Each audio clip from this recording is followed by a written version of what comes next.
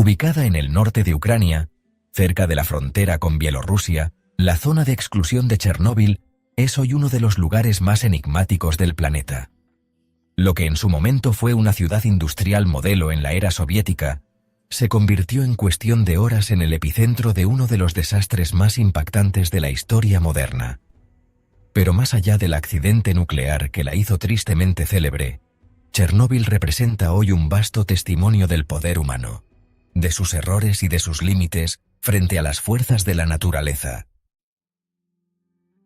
Cuando se menciona el nombre Chernóbil, muchos piensan en radiación, evacuaciones masivas y una ciudad fantasma congelada en el tiempo.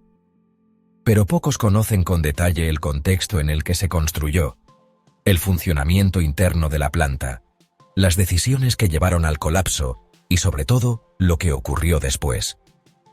El accidente del reactor número 4 fue mucho más que una explosión.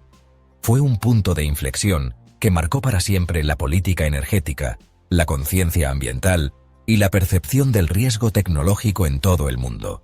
Hoy, décadas después, Chernóbil no es solo un símbolo del desastre, sino también un laboratorio viviente. Un lugar donde científicos, biólogos, ingenieros y periodistas continúan explorando sus efectos, sus secretos y sus inesperadas consecuencias.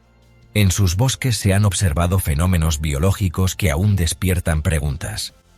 En sus edificios abandonados, cada objeto olvidado parece contar una historia detenida en el tiempo. Y en sus alrededores, pequeños grupos de habitantes han decidido, contra toda lógica, volver a vivir entre ruinas y sombras.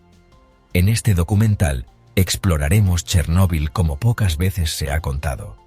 Iremos más allá del accidente para comprender la dimensión de lo que realmente ocurrió y lo que sigue ocurriendo. Porque Chernóbil no es solo un recuerdo del pasado, es una advertencia silenciosa, un rompecabezas sin terminar y uno de los lugares más impactantes del planeta. Mucho antes de que el mundo asociara el nombre Chernóbil con tragedia, la región era simplemente una tranquila zona boscosa del norte de Ucrania, salpicada de pequeños pueblos y densos pinares. A mediados del siglo XX, cuando la Unión Soviética se encontraba en plena carrera tecnológica e industrial, el Estado comenzó a transformar la zona en un nodo estratégico para su ambicioso programa energético. Fue a finales de la década de los años 60 cuando se tomó la decisión de construir una planta nuclear en las afueras de la ciudad de Pripyat. Esta urbe, aún inexistente en aquel entonces, sería levantada desde cero como una ciudad modelo para los trabajadores del futuro complejo energético. Pripyat se convirtió rápidamente en uno de los proyectos urbanísticos más modernos de su época, con amplias avenidas, edificios funcionales, centros deportivos, teatros y escuelas, todo diseñado para albergar a una población joven y especializada. La central eléctrica, bautizada como Central Nuclear Vladimir Ilich Lenin, fue concebida como una de las más grandes del mundo. Su diseño utilizó reactores RBMK, una tecnología soviética que buscaba combinar eficiencia y potencia. Cada reactor de este tipo era capaz de generar más de 1000 megavatios de energía eléctrica, suficiente para abastecer a millones de hogares. El primero de los 4 reactores entró en funcionamiento a comienzos de la década de los años 70, y el complejo fue ampliándose progresivamente en los años siguientes. En esa época, la energía nuclear era vista como una fuente limpia, moderna y poderosa. Representaba el dominio del hombre sobre la naturaleza, y en la Unión Soviética era además una herramienta de orgullo nacional. Los trabajadores de la planta eran considerados una élite técnica. Muchos de ellos eran jóvenes ingenieros, recién graduados, que se trasladaban a Pripyat junto con sus familias, atraídos por salarios superiores, viviendas de calidad y la promesa de un futuro brillante. Sin embargo, detrás de esa fachada de modernidad se ocultaban fallos estructurales, presiones políticas y decisiones técnicas que, con el tiempo, tendrían consecuencias devastadoras. El diseño del reactor RBMK, aunque eficiente, tenía vulnerabilidades significativas, especialmente en lo que respecta a la estabilidad durante ciertas operaciones. Estas debilidades eran conocidas por algunos sectores técnicos, pero se mantenían bajo reserva, ocultas detrás de una cultura institucional que valoraba el silencio y la obediencia por encima de la crítica y la transparencia. Durante más de una década, la central funcionó aparentemente sin incidentes mayores. Se hablaba de construir aún más reactores, de convertir la zona en el corazón energético de la región. Mientras tanto, los habitantes de Pripyat llevaban una vida normal, disfrutaban de los parques, los festivales, las actividades deportivas y las promesas de un porvenir próspero. Nadie imaginaba que aquel escenario ordenado y progresista se encontraba al borde de una catástrofe que cambiaría la historia. El equilibrio era solo aparente. Bajo la superficie, una serie de decisiones técnicas, dinámicas políticas y omisiones se acumulaban como piezas de dominó, preparándose para caer. La noche del 26 de abril del año 1986 comenzó como cualquier otra en la ciudad de Pripyat. Mientras la mayoría de sus cerca de 50.000 habitantes dormía, los técnicos de la central nuclear Vladimir Ilich Lenin se preparaban para realizar una prueba de seguridad en el reactor número 4. El objetivo era verificar si, en caso de una interrupción del suministro eléctrico externo, las turbinas podrían seguir generando suficiente energía durante unos segundos críticos para mantener en funcionamiento los sistemas de emergencia, hasta que se activaran los generadores diésel. La prueba ya se había pospuesto en ocasiones anteriores, y esta vez se realizaría durante la noche, con una dotación reducida de personal y bajo presión para no retrasar más el calendario. A las 1:23 de la madrugada, comenzó la secuencia que desencadenaría el accidente nuclear más grave de la historia. Durante la prueba, el equipo técnico redujo la potencia del reactor a niveles muy bajos, mucho menores de los recomendados. Esta operación, aparentemente sencilla, se tornó peligrosa debido a una serie de factores técnicos y humanos. El reactor RBMK tenía un diseño inestable a bajas potencias, y al reducir la actividad, se produjo una acumulación de xenón 135, un gas que absorbe neutrones y que frenó aún más la reacción nuclear. Para contrarrestar esto, los operadores retiraron un número excesivo de barras de control, rompiendo los protocolos de seguridad. A la 1:23:40 se activó la prueba. En ese momento, se interrumpió el flujo de vapor a las turbinas, lo que hizo que la potencia descendiera aún más. Pero a los pocos segundos, comenzó una reacción inversa. La presión aumentó de forma inesperada. Al detectar inestabilidad, se activó el sistema de emergencia ACC5, diseñado para insertar todas las barras de control y detener la reacción nuclear. Sin embargo, el diseño del RBMK tenía una falla crítica. La punta de las barras estaba hecha de grafito, un material que inicialmente incrementa la reacción antes de detenerla. Esta característica, unida a la configuración inusual del reactor en ese momento, provocó una subida brusca e incontrolable de potencia. En menos de 4 segundos, la potencia se multiplicó por varios cientos. La presión interna se volvió insostenible. Lo que ocurrió a la 1:23:45 fue una explosión violenta. El reactor número 4 se abrió en canal. La primera explosión destruyó la cubierta superior de más de 1000 toneladas. La segunda lanzó materiales radiactivos al aire y desató un incendio en el techo del edificio. El núcleo del reactor quedó expuesto directamente a la atmósfera. La confusión fue inmediata. Nadie entendía del todo lo que había pasado. Varios operarios murieron en los primeros minutos, calcinados por la explosión o por la radiación extrema. Los jefes de turno intentaron, sin éxito, controlar la situación. Muchos de ellos desconocían la magnitud del daño y actuaron como si se tratara de una avería técnica convencional. En Pripyat, las ventanas se estremecieron por el estruendo. Algunos habitantes se asomaron por la noche y vieron un extraño resplandor azul sobre la planta. Era la radiación ionizante interactuando con el aire. pero nadie lo sabía entonces. Los bomberos llegaron pocos minutos después, sin trajes protectores, creyendo que combatían un incendio eléctrico común. Serían los primeros héroes involuntarios de una tragedia que apenas comenzaba. La central ardía.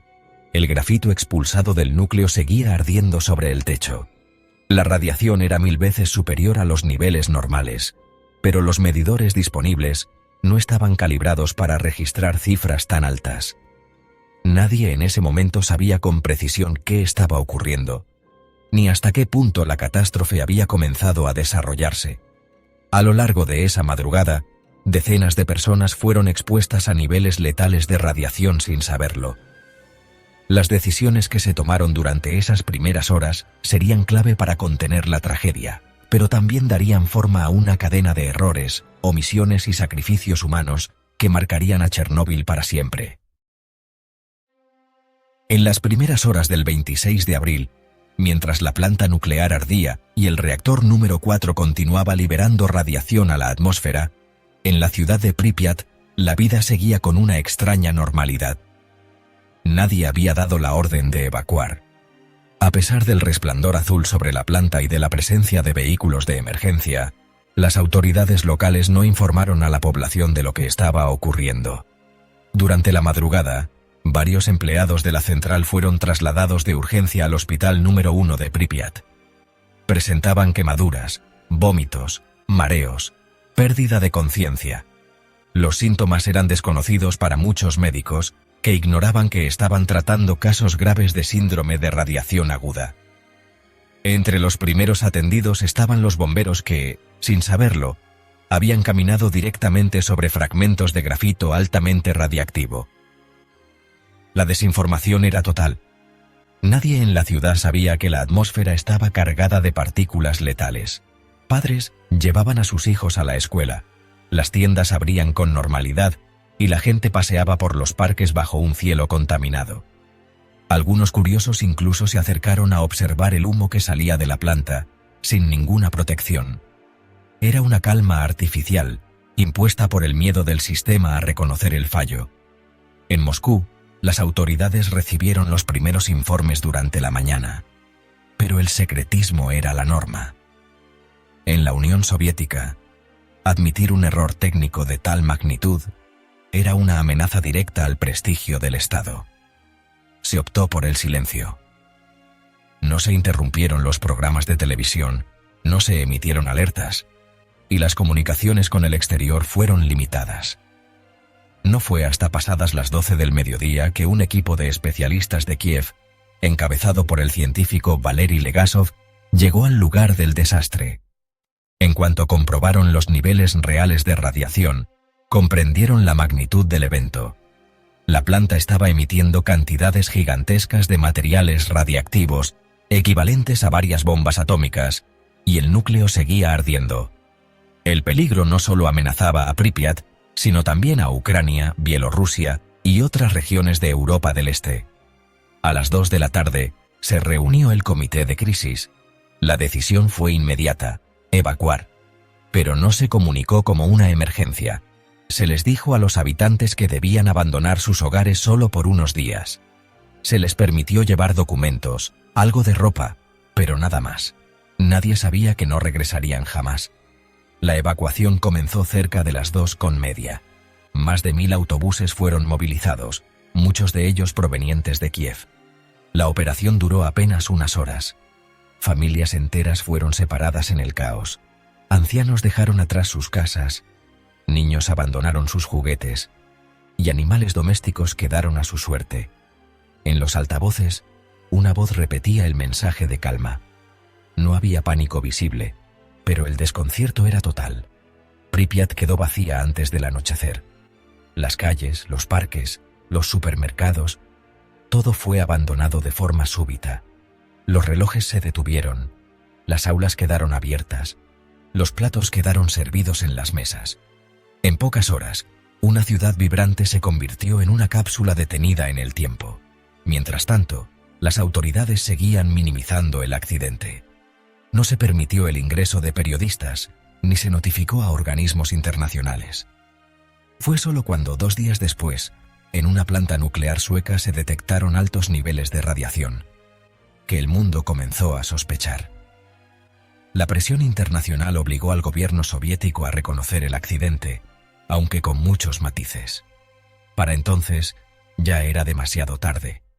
Miles de personas habían sido expuestas a niveles extremos de radiación sin siquiera saberlo. Decenas de bomberos, operarios y técnicos habían muerto o estaban gravemente enfermos. La zona había quedado contaminada para generaciones enteras, y el coste humano, medioambiental y político comenzaba apenas a revelarse. El silencio inicial no solo costó vidas, marcó la tragedia con una sombra de encubrimiento que aún hoy persiste. Chernóbil no fue solo un fallo técnico. Fue una catástrofe gestionada con opacidad que reveló las grietas profundas de un sistema incapaz de asumir sus errores a tiempo.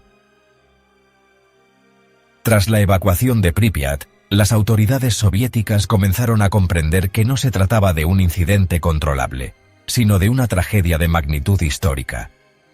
En cuestión de días, una vasta región fue declarada inhabitable. Nació así la zona de exclusión de Chernóbil, un perímetro de 30 kilómetros a la redonda del reactor destruido, donde la vida humana quedó prohibida por tiempo indefinido. La zona se transformó en un territorio fantasma. Más de 100.000 personas fueron desplazadas de aldeas, granjas y pequeñas ciudades que, de un día para otro, quedaron bajo el dominio de la radiación. Las viviendas fueron abandonadas, los cultivos destruidos, y los bosques, aún verdes y en apariencia normales, ocultaban niveles alarmantes de contaminación. Los animales domésticos fueron sacrificados, y la fauna silvestre comenzó a ocupar los espacios que antes pertenecían a los humanos. Pero el desastre aún no estaba contenido. El núcleo del reactor número 4 seguía expuesto, emitiendo radiación de forma constante.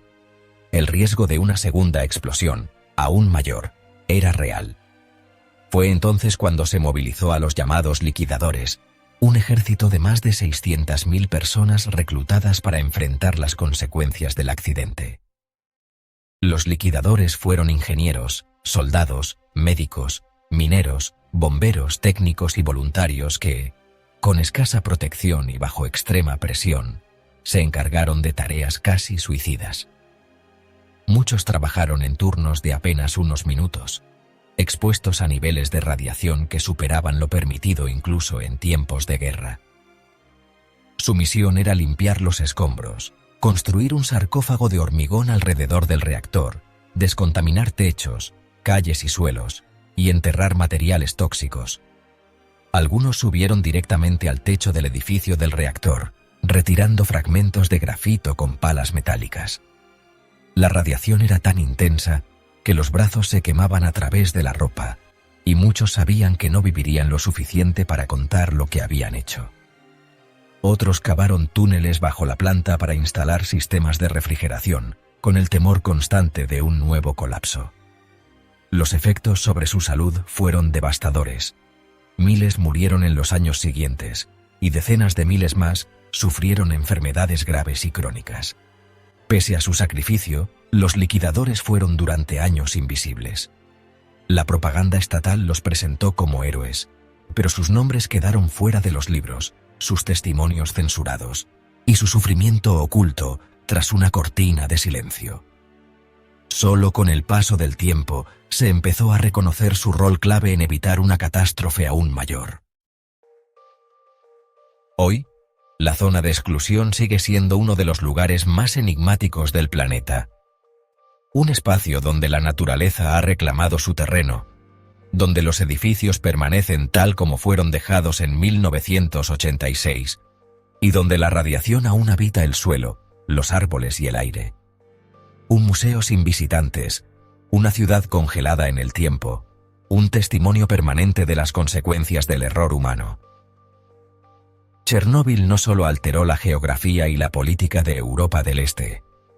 Redefinió el debate mundial sobre la energía nuclear, mostró las grietas del secretismo soviético y dejó una cicatriz que aún hoy se estudia, se teme y se intenta comprender. Chernóbil es mucho más que un accidente del pasado. Es un recordatorio constante de hasta qué punto el error humano puede alterar el equilibrio del planeta en un solo instante. Lo que ocurrió aquella madrugada del 26 de abril de 1986 cambió la vida de cientos de miles de personas, modificó paisajes enteros y dejó una huella indeleble en la memoria colectiva de la humanidad.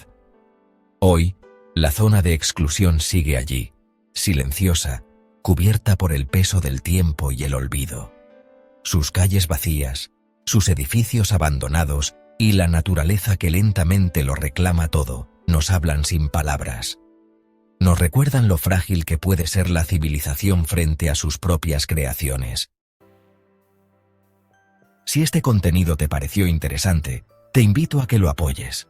Dale me gusta, compártelo con quienes disfrutan de descubrir los misterios y cicatrices del planeta y suscríbete para no perderte los próximos episodios. En este canal exploramos los rincones más intrigantes de la Tierra, con una mirada profunda y sin sensacionalismo, buscando siempre aprender y reflexionar juntos. Déjame tu opinión en los comentarios. ¿Qué te impactó más de esta historia? ¿Conocías todos los detalles?